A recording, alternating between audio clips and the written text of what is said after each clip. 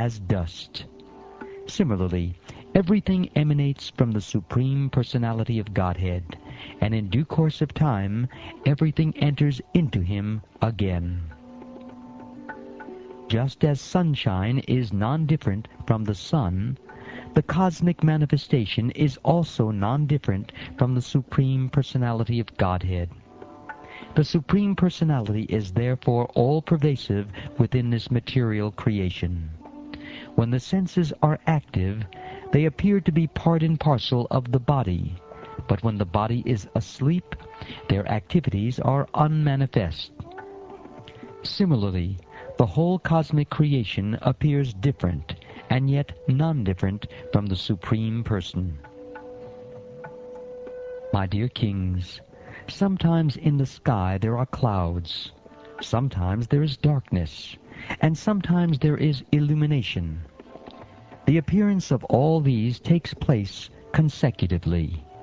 Similarly, in the Supreme Absolute, the modes of passion, darkness, and goodness appear as consecutive energies. Sometimes they appear, and sometimes they disappear. Because the Supreme Lord is the cause of all causes, he is the supersoul of all individual living entities, and he exists as both the remote and immediate cause. Since he is aloof from the material emanations, he is free from their interactions and is Lord of material nature. You should therefore engage in his devotional service, thinking yourselves qualitatively one with him. By showing mercy to all living entities, being satisfied somehow or other, and controlling the senses from sense enjoyment, one can very quickly satisfy the Supreme Personality of Godhead, Janardhan. Being completely cleansed of all material desires, the devotees are freed from all mental contamination. Thus they can always think of the Lord constantly and address him very feelingly. The Supreme Personality of Godhead, knowing himself to be controlled by his devotees, does not leave them for a second, just as the sky overhead never becomes invisible.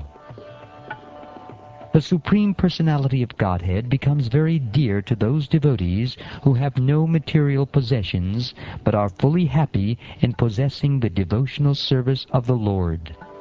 Indeed, the Lord relishes the devotional activities of such devotees. Those who are puffed up with material education, wealth, aristocracy, and fruitive activity are very proud of possessing material things, and they often deride the devotees.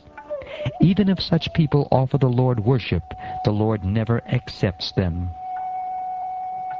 Although the Supreme Personality of Godhead is self-sufficient, he becomes dependent on his devotees. He does not care for the goddess of fortune, nor for the kings and demigods who are after the favors of the goddess of fortune. Where is that person who is actually grateful and will not worship the Personality of Godhead?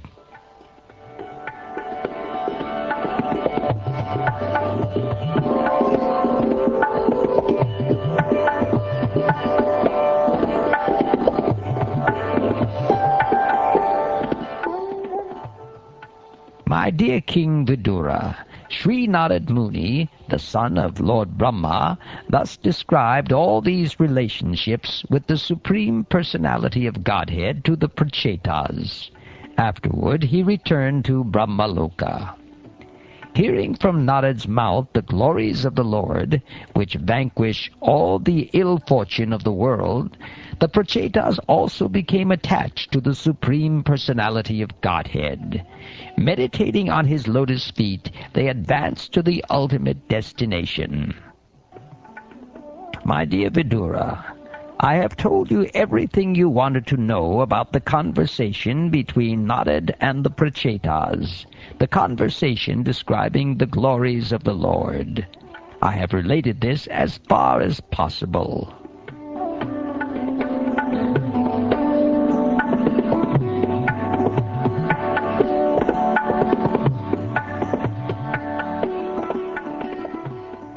Shukdeva Goswami continued, O best of kings, King Parikshit, I have now finished telling about the descendants of the first son of Swayambhuva Manu, Uttanapad.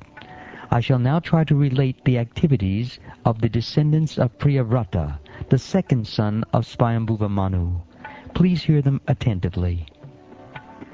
Although Maharaj Priyavrata received instructions from the great sage Narad, he still engaged in ruling the earth. After fully enjoying material possessions, he divided his property among his sons. He then attained a position by which he could return home back to Godhead.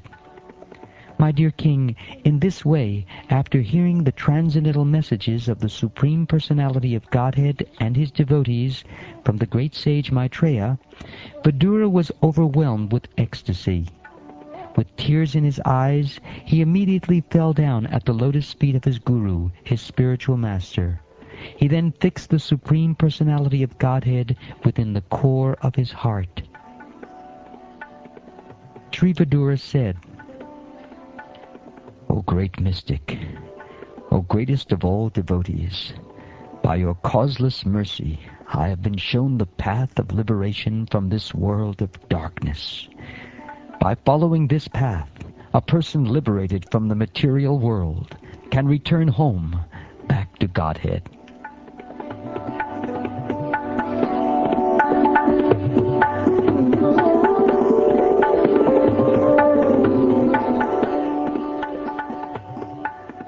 Shukdev Goswami continued, Vidura thus offered obeisances unto the great sage Maitreya, and, taking his permission, started for the city of Hastinapur to see his own kinsmen, although he had no material desires.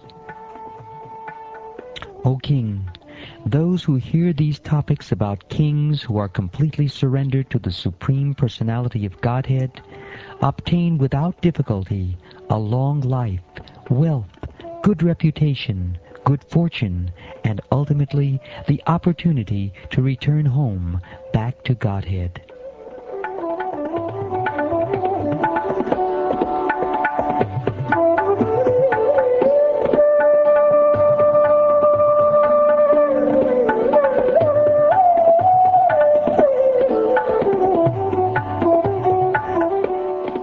Thus ends the 31st chapter of the 4th canto of the Shrimad Bhagavatam, entitled Narad Instructs the Prachetas.